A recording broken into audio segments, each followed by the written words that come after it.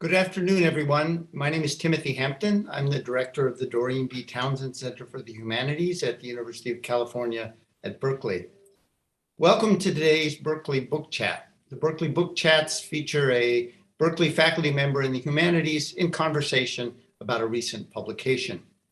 Today we feature Professor Karen Feldman talking about her new book, Arts of Connection, Poetry, History, Epicality. She'll be in dialogue with Professor Mario Telò of the Department of Ancient Greek and Roman Studies. Karen Feldman is the chairman of the German department at UC Berkeley. Before I turn things over to our two guests today, I'm happy to announce that our last book chat of the semester will be on December 8th. We'll be featuring Professor Jacob Gabory of the Film and Media Department talking about his new book. So that's the coming attraction.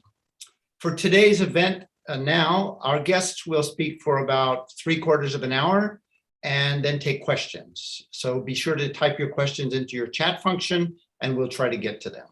So without further ado, I'm happy to turn things over to Karen and Mario. Welcome to the Townsend Center.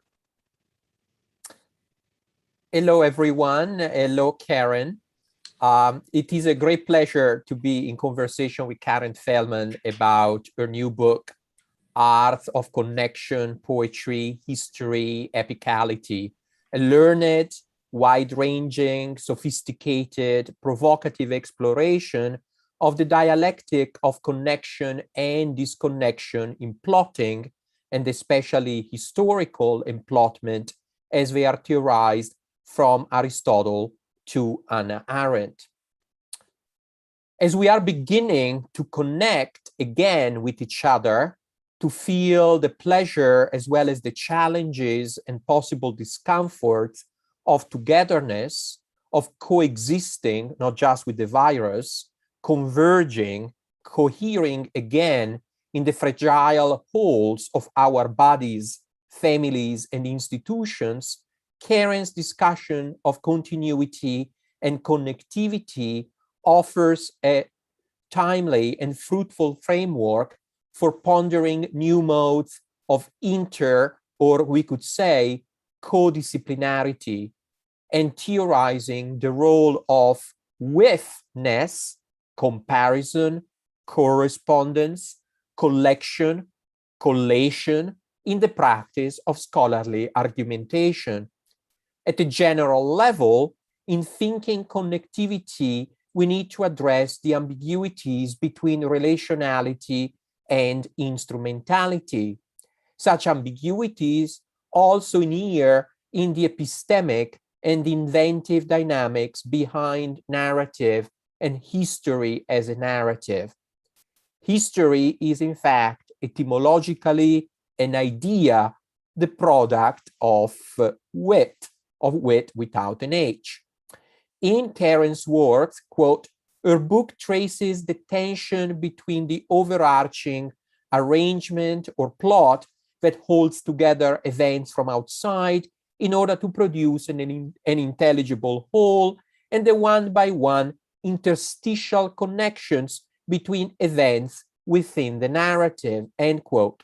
So this is a book about connectivity as the sine qua non for making time an epistemic object, as the instrument for cultivating our fantasy of psychic and temporal wholeness, precisely what history appears to offer.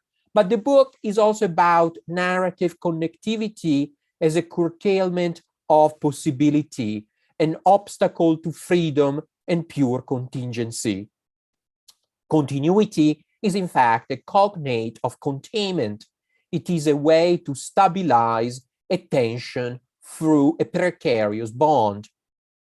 An overarching theoretical question that guides all of Karen's analysis is, as she puts it, how does the structural and plotted aspect of storytelling interfere with the contingency that is only imperfectly represented within a story, in particular where human action and freedom are constrained by the very narratives that should portray them, end quote. The political implications of emplotment and narrative continuity are, of course, wide.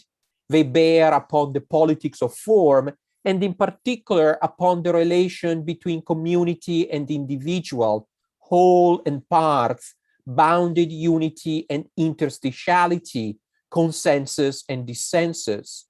This book is important to all of us, no matter which subfield of the humanities we work in, because it urges us to think hard about the political implications of juxtaposition, proximity, and connectivity, as well as discontinuity and rupture, which are indispensable for periodization, for the conceptualization of history, an eminently formalistic exercise.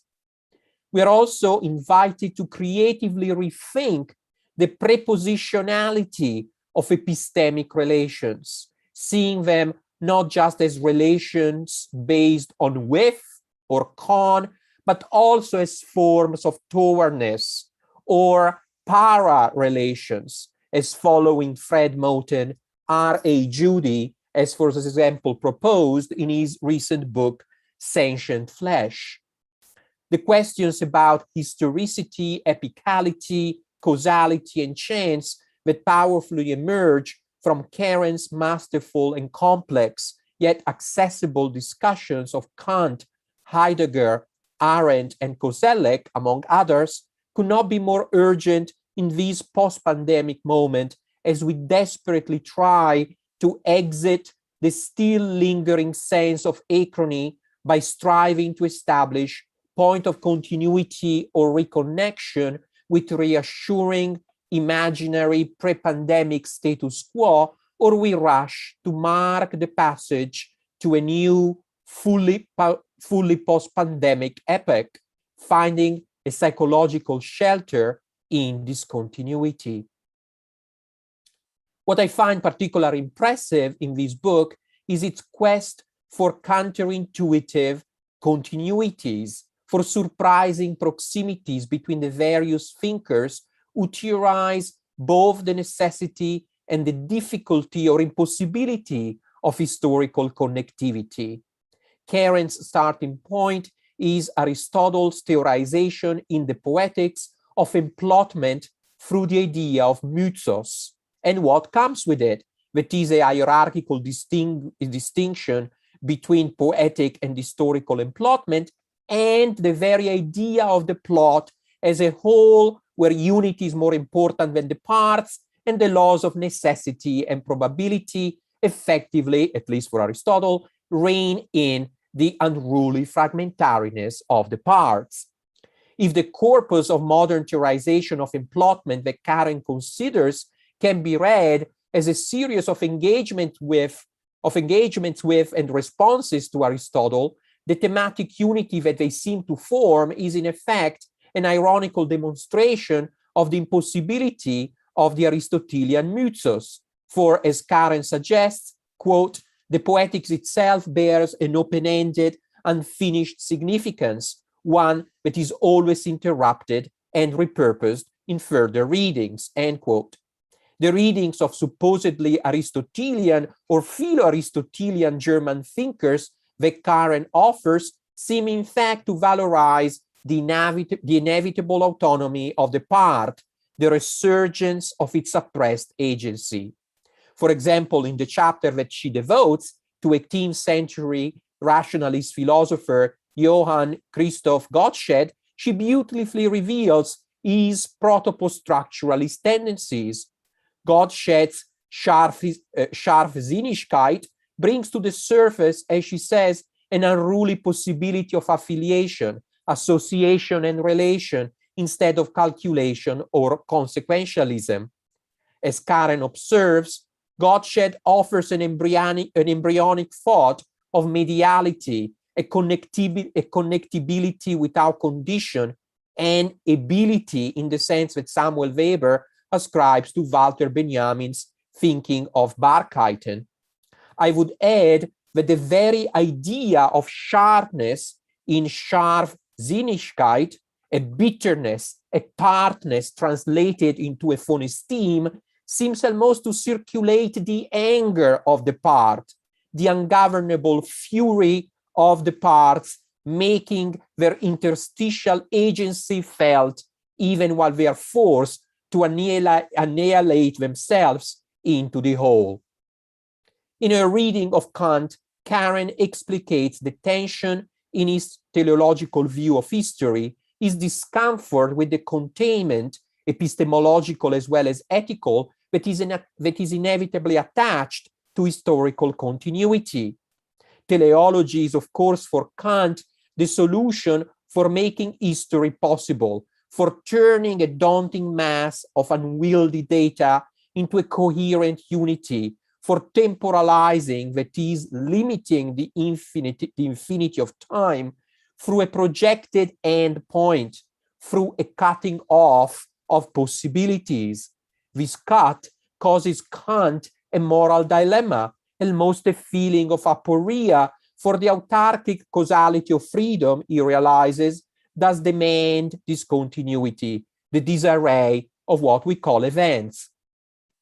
Recognizing Kant's discomfort is important, as it allows us to reconsider Benjamin's scorn for Kant's essay on universal history.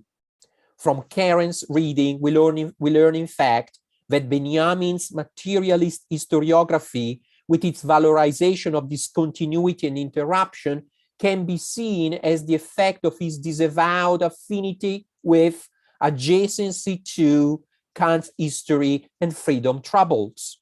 Surprising continuities, concealed proximities continually surface through Karen's analysis. Like Kant's teleology, Ranke's apparent positivism also evinces an interest in singularity, loose constellations, in para-connections, in a history out of joint, as it were, which makes him into an ally or an avatar of Benjamin, or even of Friedrich Jameson and Aidan White. The horizontal or diagonal relations that Karen, with her own Scharfsinn, discovers, disarray the mythos of intellectual history, rearranging the parts, reconfiguring their place within the system, and also their relative positions. The third part of Karen's book contains deep and challenging chapters on Heidegger, Arendt, and Koselleck. Redefined through Heideggerian phenomenology, the historical mythos seems to become the eye of an ongoing experience where the temporal or logical boundaries marking the parts, that is, the sustaining joints of an object-like whole, are subsumed within the intense, unbound unity of being as process, an ongoing enactment. The having beenness of Dasein seems to solve the Kantian tension between freedom and continuity through a present perfect continuous tense, a kind of synchronic, extensive dynamism, which is the historicity of being. As Karen observes, Heidegger sees the forgetting of the pre-Socratic discovery of being as an epochal turning point in the history of metaphysics. This epicality, predicated on the forgetting of an aletheia, that is to say, on the forgetting of a denied forgetting, is, however, replicated in the very form of the Heideggerian project of quasi-transcendental phenomenology. In Karen's words, quote, the history of metaphysics can be read as allegorizing along the axis of history the arc or plot of Heidegger's earlier investigations into Dasein's historicity, and investigations centered around an event-like enactment that has been obscured or forgotten and yet forms the essence or quasi-ground of the concept or phenomenon. In a sense, the repressed of Aristotelian unity returns in the form of the narrativity of Heideggerian epicality, which is shaped by a logic of beginnings and origins, the markers of the history of metaphysics that are at odds with the historicity of Dasein, with its impetus toward openness and possibility. Apparently tracking moments of rapture, Heidegger's epicality reintroduces the hierarchy of connectivity through a phenomenology of multiple origins, the counterparts of the Kantian telos. Even in this chapter, Karen rejects the temptation to trace a developmental narrative, converting intellectual history into a dense thicket of accreted layers. What continues in this intellectual history, as Karen shows in the next chapter on Hannah Arendt, is precisely the disavowal of continuity's fatal attraction, of the allure of the whole, of narrative containment. Arendt portrays totalitarianism as an unexpected event that forces mankind into a gigantic movement of history of nature. What generates totalitarianism and the reinscription of the Kantian teleological Naturgeschichte is precisely the Heideggerian notion of history as a process whose phenomenological ongoingness excludes the possibility of radical breaches, spontaneous interruptions of new beginnings, which are for Arendt the very space of freedom and possibility. Yet, her notion of totalitarianism seems to become the opposite of the event, the incomprehensible uneconomic novelty, Derrida would say, when she retraces once again its precedents, its distinctive origins. The very idea of a retraceable origin reintroduces, just as in Heidegger, the specter of continuity, a totalitarian narrativity, if you will. Once again, Karen's analysis is alluringly imbricated, grippingly surprising, elucidating Arendt's conceptual intricacies while never ceasing to problematize her thought, to subject it to deconstructive probing. In the last chapter, I was struck by Karen's analysis of how Reinhard Koselleck's intervention destabilizes the very notion of periodization by, in her words, emphasizing the variations and heterogeneities in the formal structures of time and the condition of possible histories. Factoring in the agency of chance, Koselleck doesn't seem to be afraid of construing history as wayward, ungovernable, no longer Geschichte, but a network of Zeitschichten.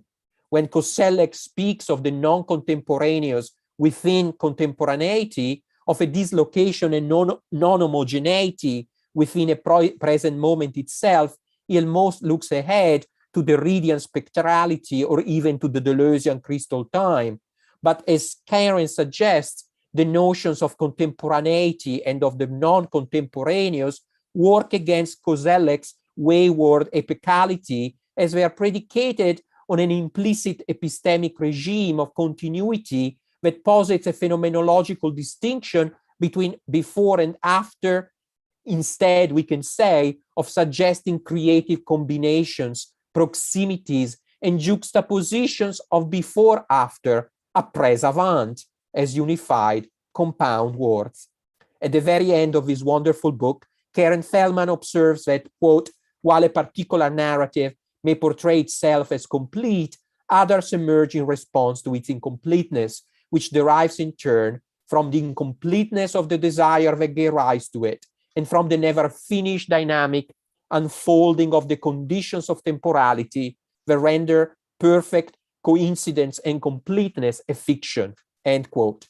I wonder whether another set of words, context and contextualization, forms of continuity and containment in their own right, which are so central to literary studies, would fit into her picture, whether we can also see them as ultimately the scholarly offspring of Aristotelian mythos, the desire for which, as Karen brilliantly demonstrates, if for better or for worse, never dead.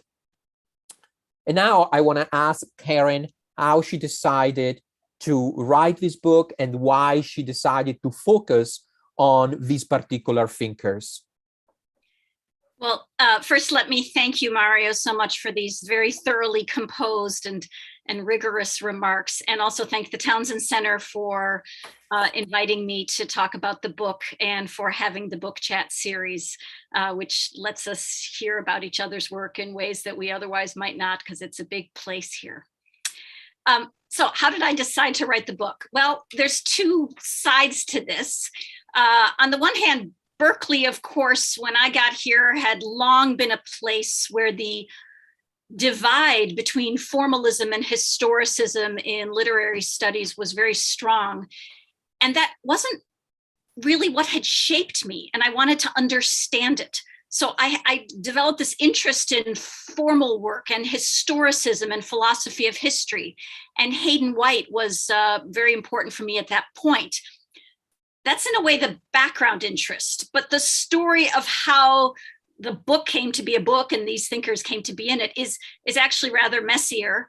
And it's in fact, it's in a way vulnerable to say it, but I thought about it. I want to say it because of the fact of graduate students potentially listening and watching and thinking about how they're writing their dissertations and future books. Namely, I didn't sit down and decide to write this book. Over several years, I brought the same interest, formalism, history, philosophy of history. I brought that same constellation of interests to a series of things I was working on in different contexts. So for instance, I had been so influenced by Heidegger, but I found myself increasingly annoyed with his steering of his lectures and essays, the formal elements of his work that steered in different directions, especially when he talks about the history of metaphysics. Or in the case of Ranke, Ranke gets so quickly dismissed by people who just take Benjamin's word for it. And I wanted to understand what wie es eigentlich gewesen, how it really was, what that meant in Ranke. So I was exploring Ranke and the formal qualities that Ranke himself turns out to value and recommend in writing history. And I was writing a paper on Fürsprache, or speaking for, or advocacy for a conference on the theme of Fürsprache. And I realized that was an opportunity to think about Koselleck and how history in his work speaks for the past in different ways, and how that has to do with continuity and discontinuity. Again, the formal and the historical intersecting. So what I would say is I think it's important when I just think about grad students who I talk to and advise and get to know, there's more than one way to write a book or dissertation. And there's some messy, nonlinear ways that I can't fully recommend, and yet somehow they are what I generally tend to end up with. Namely, you have an interest, you have a problem, a question, and work it over and over with different material, different approaches, and then something gets synthesized out of that, because of course it's the same brain working it all together. So it produces in its own way a certain continuity or coherence to the whole, even though the different parts get worked out through different approaches to the same set of questions. Yeah, your book is really a beautiful meta operation in this respect, because it's about continuity and discontinuity, but you constantly problematize, the continuities, between these thinkers thinking about continuities. And, that's how your book comes about. So one always feels surprised. That's, and I'm not familiar with a lot of, the thing. I was not familiar until I read your book with some of the thinkers that you talk about. But you can really see that you are trying to defamiliarize them, even for the people who actually know a lot about them. So, for example, I'd never heard of Gottsched before. I confess my ignorance here, but I thought that was one of the most interesting discussions, And then I really like the formalism of history, the way in which in the book you really problematize this dichotomy between historicism and formalism, which, yes, has been problematized, but still exists to an extent. So I don't know whether you want to talk a little bit on Gottsched or this general question. Yeah, I mean, you said it, your opening remarks really covered it all so thoroughly. I'm not sure I have much, to say about the whole thing, but just to indicate one tension that I found really useful to explore over and over again in Aristotle, the thinker of plot, in Gottsched, admittedly, by far the most obscure figure in the book. And don't worry, a lot of people outside of German, and maybe even a few in German, won't have much familiarity with that. And then in phenomenology, and in, of course, philosophy of history with Kant, and then with Ranke, I realized that there was a tension that made for a good focus, namely the tension between the representation of events as connected in a story, whether a historical work or a poetic literary work or a phenomenological work, the representation of those events as connected in an overarching and plotted way, just the basic operations of plot, holding things together in it from the outside, so to speak, a tension between that and what it means to have, of course, proximate causality. One event causes the next and the next and the next. And that, of course, in all kinds of narratives, there can be a tension between those two, because an overarching plot or an overarching unity, story, coherence would seem to present a set of events as fitting together, but from the outside. And yet there is the inside, this produced this caused that, this resulted from that. So what you quoted this word that I used, and I appreciated that, the interstitial connections, like between the tissues. Interstitial tissues are sort of connected but sort of layered, or like phyllodough or something. They have a certain a connection but also a separation. So that was the tension. Now the Gottsched, like I said, by far the most obscure 18th century German thinker at the nexus, really.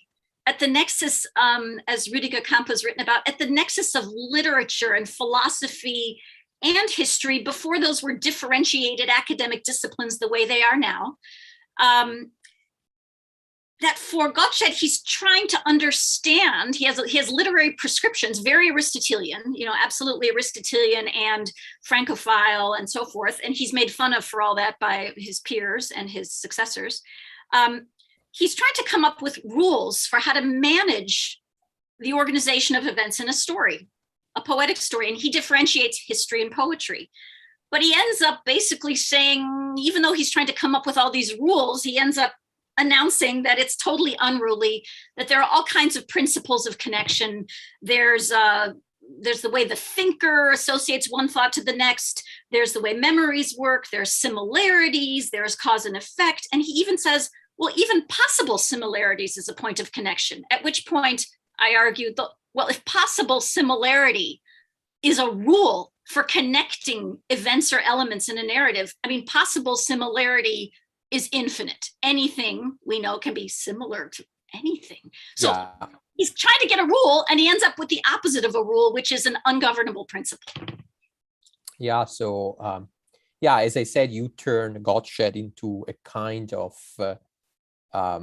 proto-post-structuralist, or, Aidan White clearly is a very important, figure in your discussion. So maybe we can talk a little bit about the idea of narrativity in Heidegger, for example, and in Aidan White, if you like, or also the relationship between Heidegger and Hannah Arendt, which is, I found riveting in your discussion and extremely complex, but also accessible to people like me who are not experts. So I would like you to offer the audience that is listening to us a sample of your beautiful discussion of that, for example.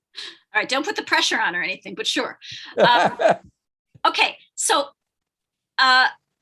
I read a lot of Heidegger and in my time, and studied so much Heidegger, as I went to graduate school and beyond. And I allowed myself to feel the annoyance at some of his ways of proceeding in his lectures and in his essays. And in the book, I examine, what could you call it, an isomorphism in a way, or a formal continuity, you could also call it, between his phenomenological procedure and his story of the history of being. That might sound very abstract to people. Let me say a couple words about that. When Heidegger investigates some of the big name non-objects that he investigates, truth, language, being, historicity, I'll stick with truth, for instance, he starts off asking in a common sense way, and he uses even Socrates at the beginning of Being in Time, a little prologue. Socrates is his model of, oh, what is this? You think you know what it means. We're not sure what it means. What could it possibly mean? Can you enlighten us? And he examines a concept like that of truth in the history of philosophy and starts off with a common sense idea, well, correspondence between language and situation. And he looks at the what he in 1930 calls the enabling conditions. This is for people who know a little Kant, this is sort of a quasi-transcendental move. What's the condition of being able to say something about something that is correct? And he says, well, it would have to be that there was a disclosure in the first place of whatever it is. You can't just say something about something if it's not disclosed. There's a prior event of disclosure. And he says, what's the condition of an event of disclosure? Well, there has to be concealment for it to be disclosed out of. And there has to be an event that accomplishes that. And he ends up calling each of those layers, the correspondence, the event of disclosure, the concealment, he calls them all truth, which gets confusing. So there's an anamnestic, you could call it, along with other people, an anamnestic procedure, sort of drawing you through like, well, you think this, but isn't that? Sort of thinking it through, getting to a certain bottommost layer of an event of disclosure. His history of being seems to be more of a story. The ancient Greeks, pre-Socratics, had a certain understanding of being as aletheia, which he interprets as a disclosure event. And he says it gets forgotten all this time and all these different assumptions, and we've got to go back and excavate it. So I argue there's an isomorphism between the narrative story of the history of being, this event that gets concealed in all these different ways, and now he's disclosing it, and it's disclosing itself, and the phenomenological procedure of examining assumptions. So it was a formal study of the continuity between his quasi-history of being and the phenomenology. So one of the things Hayden White helped me bring to that, it helped me name some of the irritation I had with it. Hayden White, in this wonderful essay on the value of narrativity, writes about, well, certainly he wrote many times about how plot is a prefigurative mode that lets us find events intelligible in the first place.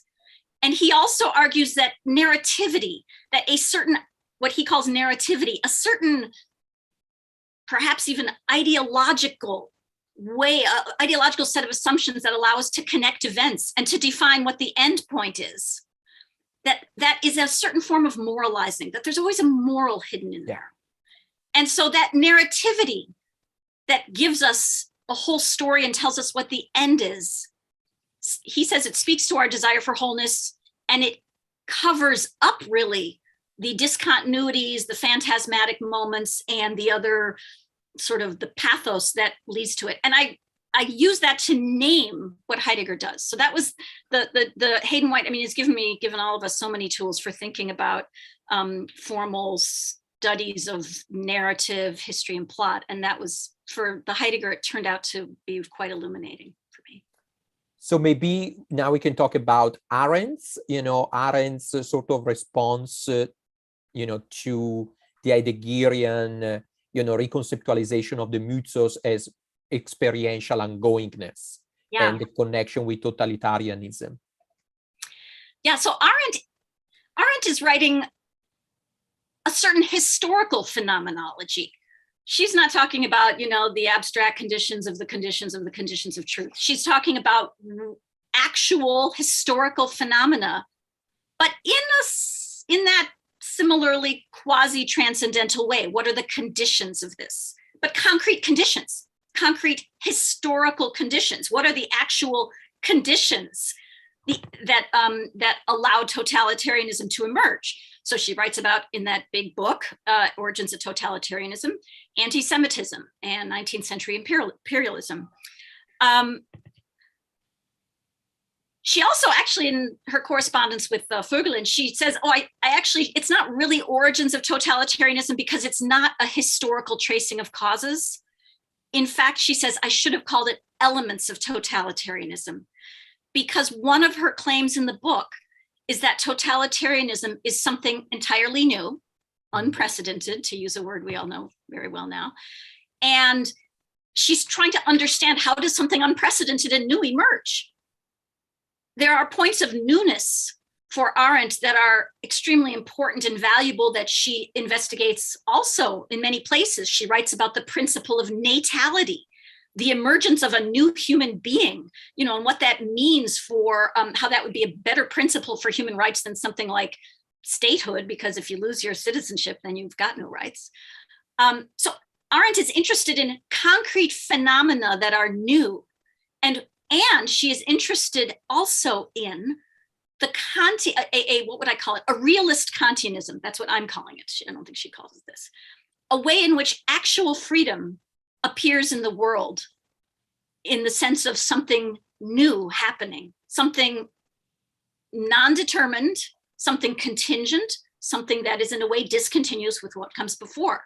Totalitarianism is contingent and new and not necessarily tied to what came before. It's a new thing, and yet, it's disastrous. So newness is not a guarantee that something is going to turn out well. But for Arendt, I was trying to explore how her attempts to write this quasi-historical study of totalitarianism gets caught up in the problem of, how do you describe something new, something totally new? How do you put that in a plotted story? How do you make a story where there's just a gap with some ingredients that then come together for something new without them being overly plotted, overly continuous, overly determined? And I show in different ways how she tries to insist on newness and discontinuity, but she keeps invoking examples and figures and moments that actually end up as arguments for continuity and causality. Yeah, so can we say that Arendt looks ahead to the idea of the later idea that the event is precisely what cannot be talked about, what cannot be narrativized? So would you say that also this is a conclusion that your book, in a sense, hints at? So does Arendt do that? I don't think that Arendt is a thinker of the totally other. Right. I think she's wrestling with some of that, but she's not. I think she is careful not to romanticize otherness in that way, and to I'm ventriloquizing what I imagine she would say, and in a certain regard, so the conclusion of the book is not necessarily about some unnarrativizable, but rather, if Hayden White is correct that narrative speaks to a certain desire of ours for wholeness, he argues in that same essay that he sort of in a Lacanian vein, we desire wholeness because we are not whole. We desire a coherence in our stories that we are reading for the plot, like Peter Brooks, in a sense. Yes, yeah, whom he of course leans on for all of this. Then one of the questions I end the book with is, well, what's the desire then? And certainly this fits in with some deconstructive and post-structuralist moves. What is the desire to sabotage wholeness? If Hayden White's saying we desire coherency and wholeness, then what is it to sabotage it, to reject it? And of course, is it possible even to exclude wholeness, continuity, coherence as a desire, as a tendency, as a formation, insofar as any of our literary or historical works, even of course literary modernism, postmodernism, they still are objects that have fronts and backs and beginnings and ends. That there is a certain that wholeness makes it a certain kind of claim, even where it's not achieved, and even if you want to argue it's not achievable. Great.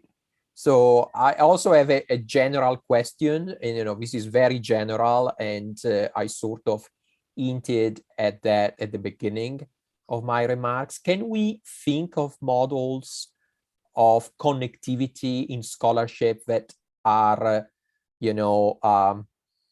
they are not predicated on the problematic, double, function of the with, that is relationality that can turn into instrumentality.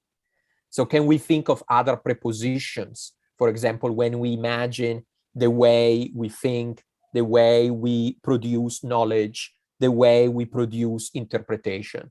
That is, I think, one of the big questions that I see emerging from your book, one of the ways in which I see your book connecting with other debates that are happening in the humanities. And of course, this has deeply political implications. So I don't know whether you want to comment, on that. And then we have actually some questions from the audience that I would like to convey to you. Sure. Well, I can say something about I can say something about one of the potential tangential elements here. Namely, I've been thinking about conspiracy theories and theorists as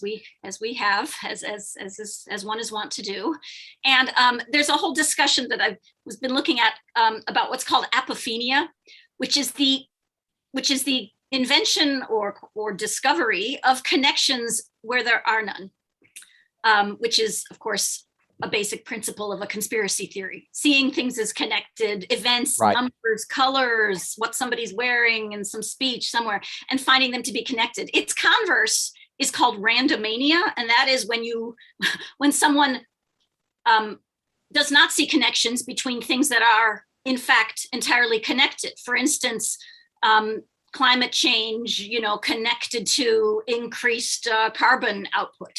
And, if one objects and says there's no connection there, that's randomania, and finding conspiratorial connections among all kinds of things is apophenia. So this is sort of a way out there possible relationship between the thought about the interruptions of continuity and discontinuity, connection, disconnection, that obviously have major, political, social implications for us. Okay, great. So we have a question from the audience. Could you say something about biography? Ancient biography construed an idea of virtue that somehow gave a unity to the plot of a life. Sometimes emphasis is given to the moment of death. The moment of death seems to teach us something about the life or the self. How do these events in a life shape the narrative of a self? Well, if it's about ancient biography, I think you're the one that would be talking, Mario. But I can say some things about the notion of a life and a death. I mean, there's an existentialist sort of theme here that could be retrojected, presumably, to the ancient world. That that the death of someone, the end, tells us something. Of course, existentialism, in its mid-20th century, especially French form, suggests that the meaning, let's say, of someone's life is not articulable or decidable until that life has ended. I mean, somebody could spend their last moment, doing something that contravened their entire existence. So, in fact, death is the end of a person's life story, clearly. And so in a Hayden White vein, you could say that, the stories of a death, I'm thinking of like the death of Virgil, or, this endless story, that he's dying, he just won't die, he dies for, hundreds of pages, that this is the focus on the point of death is satisfying. I'm thinking, what desire does it satisfy? It satisfies the desire for closure, for endpoint, for that ability then to make a judgment over something that is multifarious, complex, interpretable in multiple ways. The idea of virtue governing the life and then giving it a story seems very, very closely related to that, and seems to be a lovely counterpart when thinking about biography. But of course, that is also a narrativized choice. And that's the issue. If you define a life someone acting out a particular virtue, it's a narrative choice. It's a narrative genre, you could say. And the genre itself, that formal practice itself, carries with it certain implications, choices precisely in how it satisfies us in a particular way. Great. So we have another question from Ronald Handel. So one aspect of plot that Aristotle under-theorizes is the dual causality in his sources, how human agency intersects with divine agency.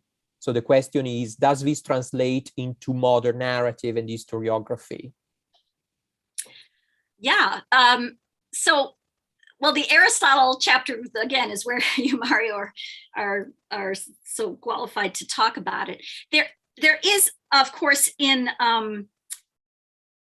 the Aristotle, in the discussions of plot and the question of human agency, as you're pointing out, Ron, such a tension there. You know, how much do humans drive this? How much is there an inexorable unfolding of events of their own accord? And in the chapter, I do talk about some of the interpretations of the poetics that see it not in terms of catharsis of feeling, not in terms of purgation of pity and fear, not in terms of the pathos, but in terms of just the display of the absolute inexorability of events caused, you know, one after the other, and coming then to this climactic end.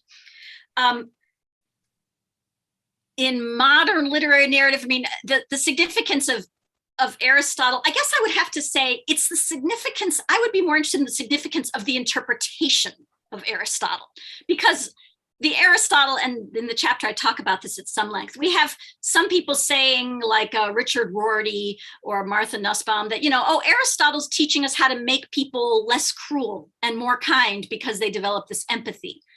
And of course, well, some stories do that. And then, you know, there are other interpretations that suggest that ignore the pathos and the fear and pity, but that suggest that it is instead a matter of, well, like I said, the unfolding of the events. And so, I don't know, recognition of fate overtaking us. There are some other kind of heterodox readings that even suggest that the central phrase about the catharsis of emotions really is about the connection of the emotion producing feelings, so that, you know, so that the connectivity of the events is more significant than the emotions. So I would say that the poetics and literary criticism in some ways are constituted in a series of legacies, sometimes conflicting legacies and interpretations of Aristotle. And I think those get enacted in different forms and in different waves of form, different kinds of novels or, you know, stories, other kinds of genres. Yeah, if I can just say something about Aristotle quickly, I would say that my favorite part, you know, of Aristotle's discussion of the poetics is when he talks about the possibility that the mythos may fall apart because, you know, the parts are rearranged or are not located in the way they should be. Because that seems to me, you know, the first indication of the possibility of interstitiality, if only, you know, to negate it normatively. So, and of course, Rancière makes a big deal about this, and that's basically why he's so interested, you know, in Aristotelian employment as a way to theorize politics. Can I add one? Can I add? Sure. So I just wanted to add our very own Professor Ferrari in classics. My colleague. Yes, wrote an essay a while back about really deflating all these readings of the poetics, which I found, I don't know, so startling and useful just for thinking about it. And it accounts for literature as entertainment. He argues controversially that the poetics is just it's a prescription for how to produce more suspense and therefore more pleasure. It's more pleasurable when you build things up and there's this unbelievable coincidence at the center, and yet it really all fits together. And so his argument, he says, this is not about empathy or philosophy. This is just about pleasure. And that's it's obviously an important legacy of the poetics, whether or not people won't agree on it, but it allows for, Aristotle to be not only the philosopher of, these complex thoughts about causality and, fate and kind of a proto-existential question for literature, but even about literature as producing, as our colleague also has written about, another colleague, the pleasures of reading. Okay, so there are other two questions that I would like to tell you about. So one from Sean Lambert and one from Duncan McCrae. So Sean Lambert says, how can a story ever deliver both satisfying events, which have to be complete in some way, and the promise of future events, implying incompleteness? Mm-hmm. Thanks, Sean. This is one of the, I guess, the existential paradoxes for the writers, of which I am not one, that there is, in fact, a world, let's say in a novel or a story, there is a world, and in the book I refer to Leibniz and possible worlds, and of course Kathy Gallagher here has written about this, recently as well. And so the idea that there is an entire world, Blumenberg, of course, also writes about this, that there's an entire world in the novel, and that world has a certain independence of our world, although it appears in our world as its world in the story. It has its own future. I mean, this is true also in TV shows and other media, that we turn off the show, we close the book, and there's the other world there. And so there's this otherworldliness to it that is not in itself closed, but the production of satisfaction, again, coming back to White, has to do with finding the end that somehow speaks to a certain desire. Now, this is a sort of fantasized version. Of course, modernist, postmodern literature, the lack of closure is thematized. You think of Maggie Nelson, others, just where there's lots of empty space and openness and unstated and possibility. So this is in some ways a thinking more with Aristotle in the idea of wholeness. But there is, in the sort of Leibnizian provenance of all this, Leibniz says the history of humankind is an idea is a novel in the mind of God. So it's already conceived, in this literary form, as Sean Williams has also written about. That it's a question of the medium, its limits, its points of openness, and the experiences of the reader in interaction as well. Okay, so the last question from Duncan McCrae. I'd love to hear Karen's thoughts on apocalyptic. I'm thinking certainly of Benjamin's idea of the weak messianic historian, but generally of the tendency in apocalyptic to lurid parts. To what? To lurid parts. Oh, Lord. Yeah, well, the theological narratives of apocalypse are obviously a strand in European, North American development of notions of plot and so forth. But when I think about Benjamin here, Benjamin is referred to in numerous places in the book.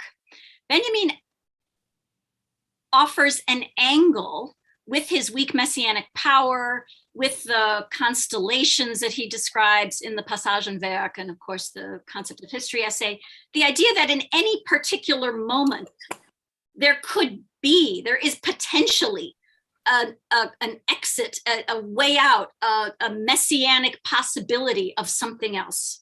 this is, of course, very important for Arendt and for others who want to think outside of some kind of linear causality, but to, certainly in Benjamin's case, a more liberated model, the tiger's leap and so forth, as so many people have written about. So in a way, the question of whether it's possible to jump out of our own emplotments and what it means to, let's say, perceive a particular moment as one embodying different possibilities than what might seem to be their, the proper path. This is the weak messianism. There's nobody out there saving us, as we know. There's no, for Benjamin, it's really the potential for a radical jump into another future that is at stake. Okay, so let's see whether we have, probably we don't have time for another question. So we probably need to wrap up at this point, but I want to thank the Townsend Center, Team Hampton for organizing the event, and Rebecca Enger, who has maneuvered the whole operation. And especially I want to thank Karen Feldman for producing such a wonderful book, for giving me and others so much food for thought, and for producing such a stimulating exchange. So thank you so much, Karen, and thank you all who are listening, and take care. Thank you, Mario. Thank you.